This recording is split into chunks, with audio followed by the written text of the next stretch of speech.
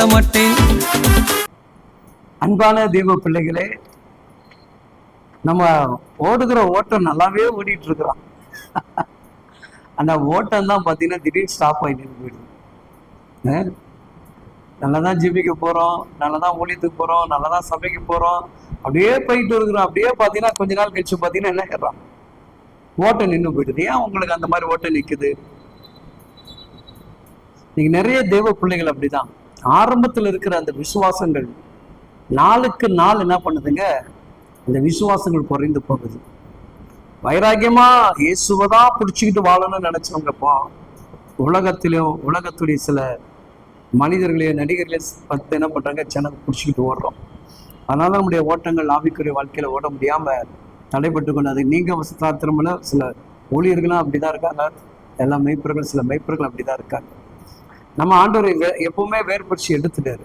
நமக்கு அதுக்கும் நமக்கு என்ன கிடையாதுங்க, சம்மந்தம் கிடையாது. நம்ம வேறுபரிச்சு எடுத்துட்டாரு. நம்முடைய நோக்கங்கள்லாம் பரலோகத்துக்குள்ள நம்ம எப்படி போய் சேர போறோம், பரலோகத்துக்குண்டான ஓட்டம் எப்படி இருக்குது, அதை குறிச்சா சிந்திக்கணும். கலாத்தியர் சொல்கிறான் 5ஆம் அதிகாரத்துல 7வது வசனத்துல, நீங்கள் நன்றாய் ஓடினீர்களே. நீங்க நன்றாதான் ஓடுனீங்க, சத்தியத்திற்கு கீழ்ப்படியாமல் போக. ஏங்க சத்தியத்தை கீழ்ப்படியாம போயிட்டீங்க?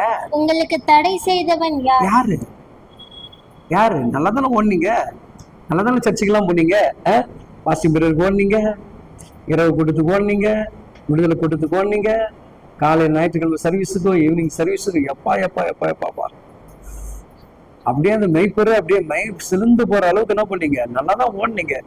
திடீர்னு உங்க ஓட்டம் ஏன் தடையாச்சு? அதுக்கு என்ன காரணம்? என்னைக்கா சிந்திச்சு பார்த்தீங்களா? நான் முன்னாடி ஆண்டவருக்கு எவ்வளவு ஜபத்துக்கு ஓடுனேன், உடம்பு பார்க்கல, சரீரத்துடைய வலியை பார்க்கல, வியாதியை பார்க்கல, குடும்பத்துல இருக்க பிரச்சனைகளை பார்க்கல, எதுவுமே பார்க்காம அவ்வளவு அன்பா இயேசுக்காக ஓடி வந்தியே. இப்ப எங்க அந்த ஓட்டம்லாம் போயிடுச்சு? அந்த தடை செஞ்சது என்ன காரணம்?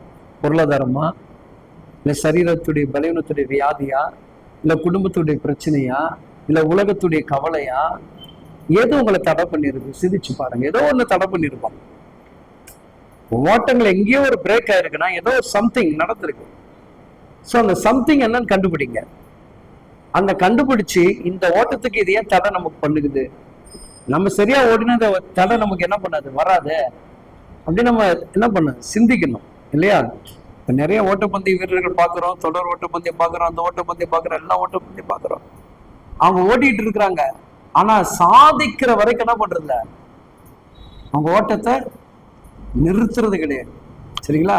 அது போலதான் தெய்வ பிள்ளைகளை மரணம் பரிந்துவருடைய ஓட்டம் ஓடின ஓட்டங்கள் எங்கேயுமே ஸ்டாப் ஆகக்கூடாது. இன்னும் வேகம் எடுக்கணும், கண்டி வேகம் குறையக்கூடாது. சரிங்களா? நல்லா ஓடுங்க, நல்லா கர்த்தருடைய வார்த்தையின்படி நடந்து கொள்ளுங்க. வசனத்தை கேட்காத தடை வரக்கூடிய அந்த தடை அகற்றிடுங்க. அதை தாண்டி முன்னேற பாருங்க. கர்த்தர் உங்களை ஆசீர்வதிப்பாராங்க.